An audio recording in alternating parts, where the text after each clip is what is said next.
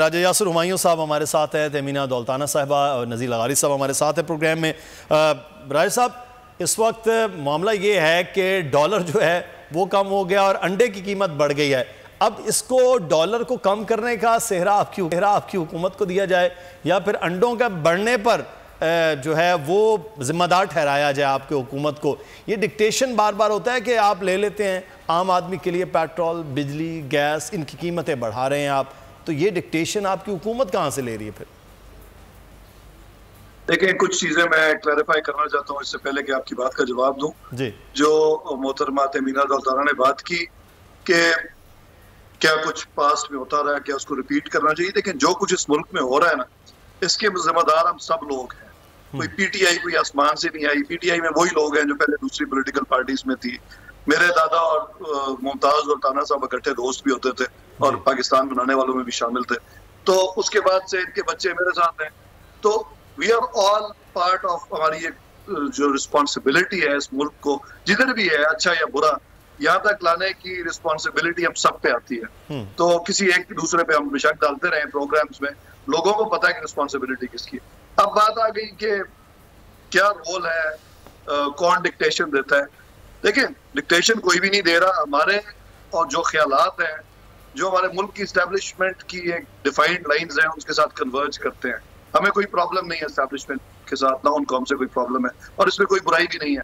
सारी दुनिया में जितनी भी इस्टेब्लिश स्टेट्स हैं, उनके अंदर इस्टेब्लिशमेंट होती है और इस्टेब्लिशमेंट एक लाइंस ड्रॉ करती है, उसके अंदर रह के पॉलिटिशियंस नहीं खेलना होता है। अमेरिका में भी यही होता है, जो फर्स्ट वर्ल्ड का एक दुनिया का सबसे अव्वल का डेमोक्रेसी उसको कह लें। अब आगे बात आ गई कि ये डिक्टेशन कौन देता है। देखिए, कुछ चीजों को मार्केट फोर्सेस डिसाइड करती हैं। सर्दी आती है, अंडों की कीमतों पे प्रेशर आ गया, डिमांड बढ़ गई, सप्लाई कम हो गई, ऊपर चली जाएगी, कुछ दिनों में नीचे आ जाएगी। ये कोई एक ऐसी चीज, मेरा ख्याल है कि इस पे आर्टिफिशियल कंट्रोल की जरूरत भी नहीं होती। आपकी पॉलिसीज और लोगों डिमांड एंड सप्लाई को डिक्टेट करना चाहिए। जहां तक बात है आपकी डॉलर की प्राइस की, आपकी कुछ मैक्रो इकोनॉमिक पॉलिसीज हैं जो अफेक्ट करती है आपकी इकोनॉमी को, और वो 2-3 सालों में उसके असरात नजर आने शुरू होते हैं। आपकी इकोनॉमी जो नोट टाइप की हुई है, उसकी जो पॉलिसीज नून लीग ने जो फिस्कल स्पेंडिंग की गुज़िश्ता 5 साल में, किसी इकोनॉमिस्ट से आप पूछ रहे, इंडिपेंडेंट इकोनॉमिस्ट है, तो आपको बताएगा कि उसके नतीजे में ये होना ही था। नून लीग के अपने वज़रा ये कहते थे कि जो भी गवर्नमेंट आएगी नेक्स्ट, उसको 2-3 साल लग जाएंगे। वो पंजाबी में कहते हैं लक सदा करने। तो it took us 3 years, economy is back on track. इंशाल्लाह हमें मुकम्मल उम्मीद है कि 2 सालों में हम अपनी परफॉर्मेंस दिखाने जाएंगे और दिखाने पाएंगे। लेकिन सर, वो तो आपको 2 महीने भी नहीं देना चाह रहे हैं। वो तो कह रहे हैं जनवरी में हुकूमत का खात्मा है। तो ऑब्वियसली लोगों के पास चॉइस है, वो दोबारा किसी और को वोट दे देंगे। इसमें मैं टीवी पे आके क्या डिफेंड करूं इस बात। सही। लगारी साहब, अब मैं उस सवाल का भी मैडम से जवाब ले रहा था, लेकिन वो शायद उन्होंने उस सवाल पे ऊपर और नहीं किया। मैं आपसे ये कहा जा रहा है कि जो सियासत पर असरअंदाज होते हैं उनसे बातचीत होगी, तो यानी बातचीत के लिए दरवाजे खुले रखे हुए हैं पीडीएम ने या पाकिस्तान मुस्लिम नून ने, लेकिन वो बात हुकूमत से नहीं करना चाहते हैं। वो कहते हैं सियासत पर असरअंदाज होने वालों से, यानी कि खुलम में लफ्ज़ है कि इस्टेब्लिशमेंट से वो बात करने के लिए तैयार है। क्या बात, एक जानिब तो हुकूमत का खात्मा चाह रहे हैं, दूसरी जानिब कह रहे हैं बात हो रही है। बात करूंगा, शायद और सियासतदान ऐसे नहीं करते होंगे कि किसी भी मुल्क में जो एस्टैब्लिश स्टेट होती है वहां एस्टैब्लिशमेंट होती है और एस्टैब्लिशमेंट का सियासतदान भी हिस्सा होते हैं। तो गुफ्तगू करने में कोई अर्ज नहीं, करें बात। अगर कोई ऐसी पीटीआई कोई मुल्क दुश्मन काम कर रही है या मुल्क के लिए नुकसान पहुंचा रही है, तो राइट हासिल है पॉलिटिकल पार्टीज को बात करें। मेरा नहीं ख्याल है ऐसा कोई काम कर रहे हैं जो किसी सूरत में भी इस मुल्क की एस्टैब्लिशमेंट के खिलाफ हो। बिल्कुल सही। लगारी साहब जी, पहली बात ये है कि यासिर साहब ने किसी पाकिस्तान की सियासी हिस्ट्री में मुझे और बहुत कम लोग नज़र आए हैं, शायद मेरे कानून ने ये जो अभी सुना है कि इस्टेब्लिशमेंट कुछ हदूद का तयन करती है और जो हुकूमत होती है उस तरफ देखती है। मेरा अपना तसव्वुर भी ये है, ख़याल भी ये है और होना भी ये चाहिए कि सियासी हुकूमत, बल्कि उससे भी आगे पार्लियामेंट जो है वो हदूद का और दायरों का तयन करती है और आइन हदूद का और दायरों का तयन करता है। कोई भी इदारा, महकमा, कोई भी महकमा, कोई भी इदारा, कोई भी वजारत, कोई भी मातहत इदारा जो है वो कौमी हदूद और तयन नहीं करता है। सही। सर, आइडियलिज्म में तो ये बात हो सकती है। नहीं, मैं आइडियलिज्म में हो या आइडियलिज्म में ना हो, अमेरिका में भी ये नहीं है कि जनाब कांग्रेस को और सीआई अपना उसको स्टेट डिपार्टमेंट को, वाइट हाउस को आप पास ओवर करते हुए जो है वो पेंटागन अपने तौर पर फैसले करने लग जाए और कहे कि नहीं जी ये जो हमारा फलां डिपार्टमेंट है इसको तो हम लेंगे, अपने कंट्रोल में लेंगे और फलां को इस तरह चलाएंगे, इस तरह की चीज़ें वहाँ नहीं होती है। पेंटागन जो है वो सिविलियन मामलात में या कांग्रेस के मामलात में या हुकूमत के मामलात में या एग्जीक्यूटिव के मामलात में वो नहीं जाता है, ना वो फेडरेशन के यूनिटों के मामलात में जाता है। तो इस तरह की चीज़ें कुछ मुल्कों में होती हैं, होती होंगी। सब ये यकीनी तौर पर अगर ऐसे तमाम इदारों को सियासत से दूर होना चाहिए तो मेरा सवाल फिर वहाँ पर, बिल्कुल आप वहाँ पर ले आए हैं, तो फिर उनसे बात करने की जरूरत क्यों बार बार हो रही? पहले मरियम साहिबा ने बात की, अब अब्बासी साहब ये बात कर रहे हैं। मैं वही कह रहा हूं कि जब उनको नजर आ रहा होगा, ये उनकी बात है ना, ये मेरी बात नहीं है, उनकी रसाई है उन चीजों तक कि भाई कहाँ है। और अब तो तस्दीक हुई है ना यासिर साहब की तरफ से कि हाँ उन्होंने कुछ हदूद, और ठीक है जिन्होंने हदूद कई मुतय्यन की हैं उन्हीं से बात करने की बात कर रहे हैं वो, और किसी से नहीं वो कर रहे हैं। और यहाँ तक कि उसने कोई, हम नहीं कहते हैं कि पीटीआई ने मुल्क के खिलाफ कोई काम किया है या कोई ऐसे मामलात हैं जिनके ऊपर जो है वो हमारे उन इदारों की तरफ रजू किया जाना ज़रूरी है, लेकिन बहुत से मामलात हैं जिनके बारे में क्वेश्चन मौजूद हैं। हमारे मुल्क की इकनॉमी डिज़ास्टर की तरफ गई है और अब जो हमें कहा जा रहा है कि टेक ऑफ कर रही है, जी आगे बढ़ रही है, जो उड़ने वाली है बस उड़कर वहाँ पहुँचने वाली है, ये सारी बातें, कोई चीज़ हमें उड़ती हुई नज़र नहीं आ रही है। और ये कि पाकिस्तान की फॉरेन पॉलिसी जो है ये भी डिज़ास्टर की जो कुछ किया है मोदी ने और आज तक कर बैठा है,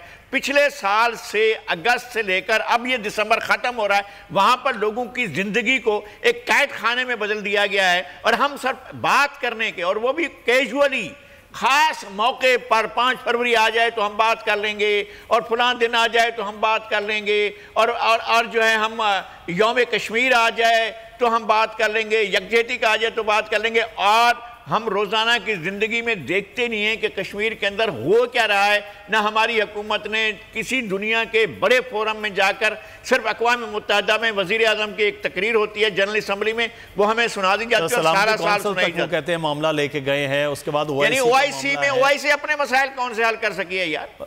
OIC ने अपने कौन सा वो किया है? उनका अपना इतनी बड़ी तकसीम हो चुकी है कि एक ग्रुप एक तरफ हो गया, दूसरा ग्रुप दूसरी तरफ बैठा हुआ है। अब आप बीच में लटके हुए हैं, उधर जाएं कि इधर जाएं, हम जाएं सऊदी अरब की ग्रुप की तरफ या तुर्की और ईरान की तरफ जाएं और मलेशिया की तरफ जाएं, आपको खुद समझ में नहीं आ रही है। तो एक बहरान तो मौजूद है, अगर आप माने या ना माने, मगर इस तरह का बहरान मौजूद है। फिर जो महंगाई हुई है ये, और महंगाई किस लिए हुई है? इसलिए कि खुद वजीर आजम ने कहा कि ये माफिया की वजह से हो रही है। तो माफिया कहाँ बैठी हुई है हमें तो समझ में नहीं आता है। जो बढ़ाने वाले हैं, और मुझे बताएं पेट्रोल के बेनिफिशियरी कौन है, मुझे बताएं कि चीनी के बेनिफिशियरी कौन है, मुझे बताएं कि आटे के बेनिफिशियरी कौन है, मुझे बताएं कि जो कुछ महंगाई हो रही है उनके अल्टीमेट बेनिफिशियरी कौन है? वो तो हुकूमत में बैठे हुए हैं, वो तो सरकार के साथ बैठे हुए हैं, और उनका बड़ा शेयर, बड़ा चंक जो है वो उनके पास जा रहा है। तो फिर ये कहें कि जनाब बिल्कुल ये एक मामला। राय साहब आप कुछ ऐड करना चाहते, फिर मैं मैडम से सवाल करूं। जी राय साहब। मैं सिर्फ कर रहा हूँ जी कि जो बात कर रहे हैं कि चीनी के बढ़ाने वाले कौन है, तो वो तमाम पॉलिटिकल पार्टीज में मौजूद है, इनकी लीडरशिप में भी है, पीटीआई की होंगे, नून में भी है। तो माफिया कह रहे हैं चली जाओ। मैं मैडम आपके पास ही आ रहा हूँ, मैं सवाल सिर्फ वो चीज ऐड करना जो है लगारी साहब के बाद। मैं आपसे एक सवाल यहाँ पर, महंगाई का मैडम बात हो गई, आपने उसको हाईलाइट कर लिया कि ये मामला है, लेकिन एक और चीज़ है जो जिम्मेदारी हुकूमतों के साथ साथ एक आम आदमी की है, अपोजिशन की शायद उससे भी ज़्यादा होती है, क्योंकि आप खुद हुकूमतों का हिस्सा, जिम्मेदार अपोजिशन की हैसियत से। वो इस वक्त कोविड की सूरत हाल है, बार बार ये बात हो रही है कि अब जिम्मेदार अपोजिशन है, पीडीएम है, आपकी जमातें हैं, जो इस वक्त कोविड की सूरत हाल हो रही है। आज 89 लोगों की डेथ पाकिस्तान में हुई है, और अभी तक सबसे ज़्यादा ये बड़ा फिगर आ गया पिछले 6 माह के अंदर। तो अगर ये सूरत हाल है, आप करें सियासत की भीड़ चढ़ाया जा रहा है पाकिस्तानी अवाम को अपोजिशन की जानिब से कोरोना में झोंक कर। मैं एक बात बताऊं जी, कोरोना तो हम लोग हैं, पहले कोरोना मुल्तान में था, अब कोरोना उठ के लाहौर में आ गया है। जहां जहां हम जाएंगे कोरोना हमारे साथ है। सो फिक्र ना करें, कोरोना को तो हम लेके फिर रहे हैं, जहां से हम चले जाते हैं वहां कोरोना खत्म हो जाता है। सो इसकी कोई फिक्र की बात नहीं है। फिक्र की बात यह है कि पूरे मुल्क की तबाही हो रही है, हमारी फॉरेन पॉलिसी की तबाही हो रही है। मुझे बताएं, मियां नवाज शरीफ के जाने के बाद और मियाँ शहबाज शरीफ के जाने के बाद इस मुल्क में कोई एक काम हुआ है, एक लॉ बना है जो प्रोडक्टिव हो, एक कंस्ट्रक्शन हुई है? हाँ, 2.5 साल में एक अंडरग्राउंड बना है, 2.5 साल में, जो मियाँ शहबाज शरीफ 6 महीने में खत्म कर देते थे, 5-6 अंडरपासेस, वो 2.5 साल में। मैडम, वो तो हुकूमत कहती है कि हमको लॉ कर भी रहे हैं, FATF के कवानीन कर रहे हैं, उसमें साथ ही नहीं दे रहे आप। मैं एक बात करना चाहती हूँ जी। काम मियाँ नवाज, बिजली मियाँ नवाज शरीफ लेके, CPEC मियाँ नवाज शरीफ लेके आए, मुल्क की पॉलिसीज, डेवलपमेंट और GDP ग्रोथ बढ़ रही है मियाँ नवाज शरीफ के वक्त में, मुल्क तरक्की की राहों में जा रहा है मियाँ नवाज शरीफ के वक्त में, जीत रही है पार्टी मियाँ नवाज शरीफ की, 35 लोगों को हराया गया और मियाँ को पीछे किया गया। क्या ये काम है एस्टेब्लिशमेंट का कि इस मुल्क की तरक्की को रोका जाए? क्या ये काम है